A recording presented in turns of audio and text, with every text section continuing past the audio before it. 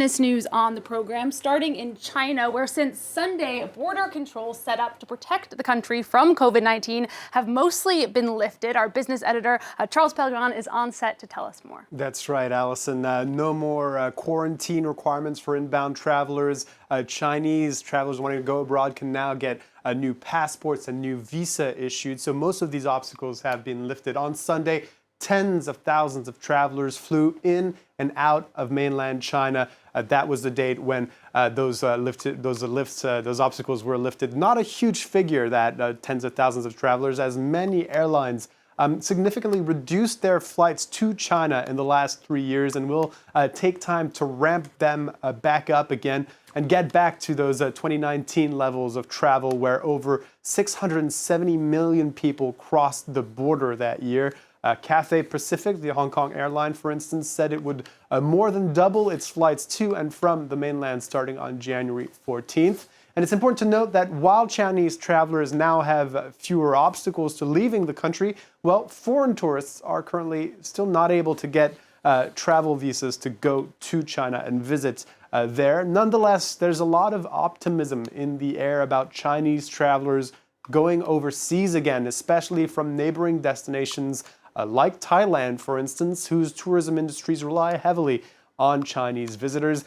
Optimism rooted in the fact, for instance, that overseas bookings on one of China's main holiday websites, trip.com, have increased fivefold for the coming Lunar New Year holiday compared to the same period last year. And as Gary Ng from Natixis explains, many sectors stand to benefit. I think from the sector perspective, definitely if we look at the tourism-related sectors such as retail sales, catering services, hospitality, and even for aviation, I think all of these sectors will benefit. And of course, for Hong Kong, it is really the market with the biggest exposure to China in all of these sectors, so it should naturally benefit the most. And also for the rest of Asia, I think it is indeed a positive catalyst for growth, let alone the rising interest rate globally.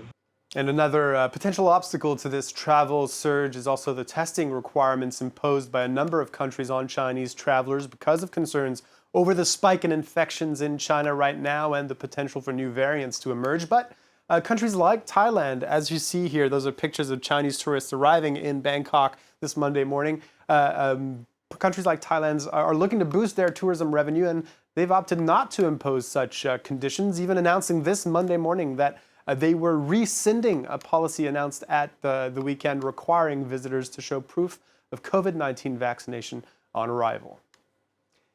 Let's see how the Asian stock markets have reacted to this Chinese reopening news.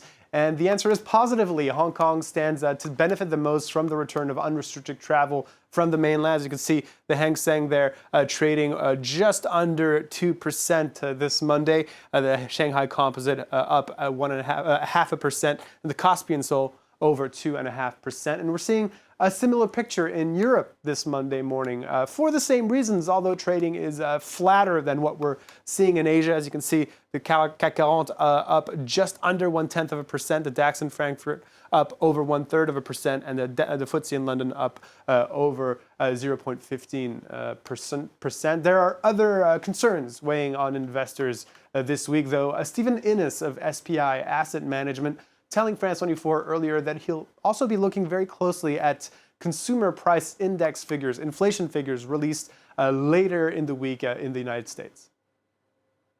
I think headlines out of China will continue to resonate favorably, but we've still got U.S. CPI to deal with, and that's really the crux of all decision-making process because inflation is still the wall of worry for most investors. So CPI, U.S. CPI this Thursday circled in red in my calendar.